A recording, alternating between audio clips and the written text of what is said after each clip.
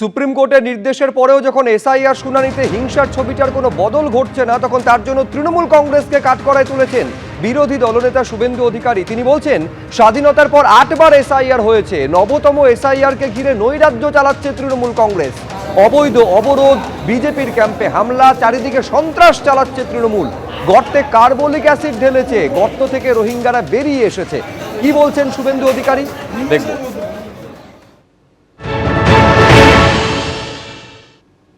এই এসআইআর কি নতুন না বন্ধু? স্বাধীনতার পরে 8 বার এসআইআর হয়ে গেছে, অর্থাৎ ভোটার তালিকার নিবিড় সংশোধন। এবারে নবম এসআইআর চলছে। এই এসআইআর কে কেন্দ্র করে তৃণমূল কংগ্রেস গোটা রাজ্য জুড়ে নৈরাজ্য তৈরি করছে। প্রত্যেক দিন বিডিও অফিসগুলোতে হামলা, আগুন লাগানো, অবৈধ পথ অবরোধ, বিজেপির ক্যাম্পে হামলা এবং বিভিন্ন ভাবে এরা নৈরাজ্য করছে। আজকেও সন্দেশখালী থেকে গোসাবা চারিদিকে হামলা আর সন্ত্রাস হয়েছে। আমি ইলেকশন কমিশন অফ ইন্ডিয়া তারা গর্তে কার্বলিক অ্যাসিড ঢেলে দিয়েছে, গর্তে কার্বলিক অ্যাসিড ঢেলেছে। আর যত বাংলাদেশি মুসলিম অবৈধ অনুপ্রবেশকারী রোহিঙ্গা তারা কিলবিল করে সাপ যেমন বেরোয়, গর্তে কার্বলিক অ্যাসিড দিলে এই সাপেরা সব বেরিয়ে এসেছে। তাই আপনাদের কাছে আমি অনুরোধ করব, এসআইআর কে সম্পূর্ণ সহযোগিতা করতে হবে। হ্যাঁ, কিছু কিছু আমাদের হিন্দু লোকজন, সাধারণ লোকজন, ভারতীয়দের অসুবিধা হচ্ছে, তাদের হিয়ারিং এর নোটিশ হচ্ছে। এর জন্য দায়ীকে আমি বলবো ইলেকশন কমিশন দায়ী নয়, দায়ী হলো মমতা বন্দ্যোপাধ্যায় নেতৃত্বাধীন টিএমসির প্রশাসন। এই ঘটনার সূত্রপাত যেটা ঘটেছে, যে কারণে যেটা অভিযোগ উঠে আসছে যে এই শুনানি কেন্দ্র যেটা বাসন্তী বিডিও অফিসের পাশে যে কর্মতীর্থ, এবং এই শুনানি প্রক্রিয়া শুরু হতে কিন্তু দীর্ঘ সময় লেগে যায়, এবং সেই শুনানি প্রক্রিয়া শুরু হতে দীর্ঘ সময় লেগে যাওয়ার দরুন মানুষের মধ্যে একটা ক্ষোভ পুঞ্জীভূত হয়। এবং তারপরে যেটা অভিযোগ উঠছে যে শুনানি প্রক্রিয়া দীর্ঘ সময় পর হওয়ার পরেই যেটা দেখা যায় যে রীতিমতো মানুষ ক্ষুব্ধ হয়ে ওঠেন। তারপরে যেটা অভিযোগ উঠে আসছে যে শুনানি প্রক্রিয়া চলছে, যারা সেখানে হাজির হচ্ছেন তাদেরকে কিন্তু কোনো রকমভাবে কোনো অ্যাকনলেজমেন্ট স্লিপ দেওয়া হচ্ছে না। যে শুনানি বন্ধ হয়ে গিয়েছিল সেই শুনানি কিন্তু চলছে। এসডিপিও ক্যানিংয়ের নেতৃত্বে বিশাল পুলিশ বাহিনী বর্তমানে কিন্তু এখানে রয়েছে। কিন্তু যে চিত্র আরেকটা দেখাবো, শুনানি প্রক্রিয়া যেমন চলছে তার পাশাপাশি ভাঙচুরের যে চিত্রটা তৈরি হয়, যেখানে কিন্তু উত্তেজনার পরিস্থিতি তৈরি হয়েছিল, এর ভাঙা অংশ কিন্তু এখানে পড়ে রয়েছে। ঠিক এভাবেই চেয়ার টেবিল উল্টে ভাঙচুর চালানো হয়। এবং যারা শুনানি প্রক্রিয়ায় হাজির হয়েছিলেন তাদের বক্তব্য, প্রথমত শুনানি প্রক্রিয়া শুরু করতেই দীর্ঘ সময় অতিবাহিত হলো। এই ঘটনাকে কেন্দ্র করে রীতিমতো ধুমধুমার পরিস্থিতি তৈরি হয়, ভাঙচুর, মারামারি এবং রাস্তা অবরোধ শুরু হয় টায়ার জ্বালিয়ে। সেই পরিস্থিতিতে স্থানীয় তৃণমূল নেতৃত্ব তারা কিন্তু পরিস্থিতি সামাল দেওয়ার জন্য অবরোধকারীদেরকে ওঠাতে যায়। ফারাক্কা চাকুলিয়ার পর বাসন্তী, ফের শুনানি কেন্দ্রে তাণ্ডবের ঘটনা ঘটল। এসআইআর চলাকালীন আইন শৃঙ্খলা রক্ষায় সুপ্রিম কোর্টের কড়া বার্তা গতকাল ছিল, কিন্তু তারপরেও একই ছবি দেখা গেল, সেই হিংসা, সেই অশান্তি এবং তাণ্ডবের ছবি। বাসন্তীতে এসআইআর এর শুনানি চলছিল, সেখানে এই ছবি দেখতে পাচ্ছেন। চেয়ার টেবিলে ব্যাপক ভাঙচুর চালানো হয়েছে। নথি জমা দেওয়ার পরেও রসিদ না দেওয়ার অভিযোগ, আর তাকে কেন্দ্র করেই এই হিংসার ঘটনা ঘটল।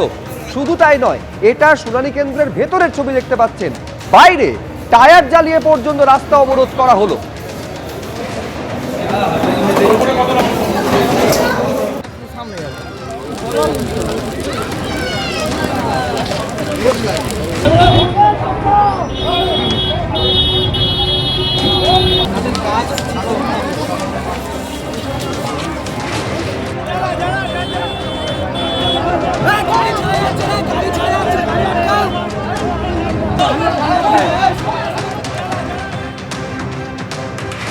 বাসন্তীর এই বিক্ষোভের ছবিটা বলে দিচ্ছে, ফারাক্কা চাকুলিয়ার পর পরিস্থিতির বদল হলো না। যেভাবে দফায় দফায় উত্তপ্ত হয়ে উঠল এসআইআর চলাকালীন আইন শৃঙ্খলা রক্ষায় সুপ্রিম কোর্ট গতকাল কড়া নির্দেশ দিয়েছিল, তারপরেও চলল তাণ্ডব। বাসন্তীতে এসআইআর শুনানি কেন্দ্রে তুলকালাম পরিস্থিতি তৈরি হলো। নথি জমা দেওয়ার পর রসিদ না দেওয়ায় অভিযোগ তোলেন স্থানীয় মানুষজন। শুনানি কেন্দ্রে ভাঙচুর চালানো হলো, রাস্তায় টায়ার জ্বালিয়ে অবরোধ চলল।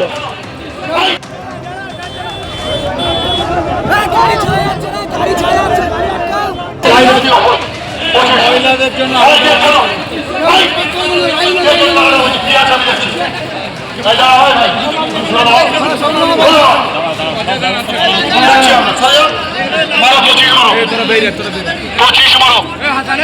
লাইনটা করো, মহিলারা 125-এর মহিলার লাইন করো।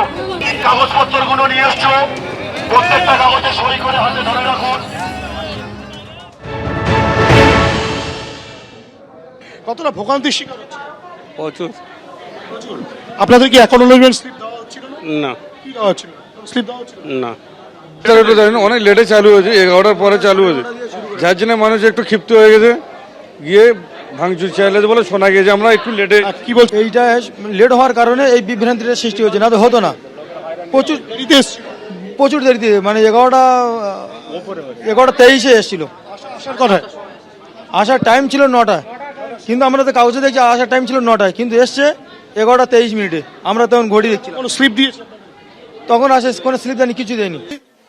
আজকের যে ঘটনাটা ঘটেছিল, একটা টাইমের মিস্টেকের জন্য কিছু বিক্ষিপ্ত ঘটনা এখানে ঘটেছিল। তারপরে আমরা আসার পরে পুনরায় শান্তিপূর্ণভাবে পুলিশ প্রশাসনের সহযোগিতায় আবার মানুষ হিয়ারিংয়ে উপস্থিত হয়েছে।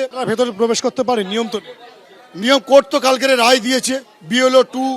বিএলএ 2 যারা আছে তারা থাকতে পারবে। বিএলএ 2, আমি বিএলএ 2 এর মধ্যে আছি। আপনার নাম রয়েছে? নাম আছে, নিশ্চয়ই আছে। বিএলএ 2-তে নাম থাকলো না থাকলো বড় কথা নয়, মানুষের পাশে আমরা থাকবো।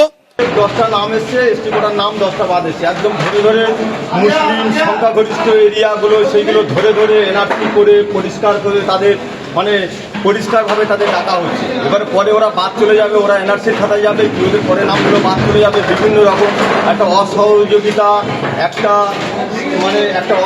সাম্প্রদায়িকের উপরে নির্মমভাবে অত্যাচার চালিয়ে যাচ্ছে, যেটা কেন্দ্রের যেটা বিজেপি সরকার যেভাবে চালিয়ে যাচ্ছে, সেটা তারা আমরা ধিক্কার জানাই, নিন্দা জানাই। এবিপি আনন্দ এগিয়ে থাকে, এগিয়ে রাখে।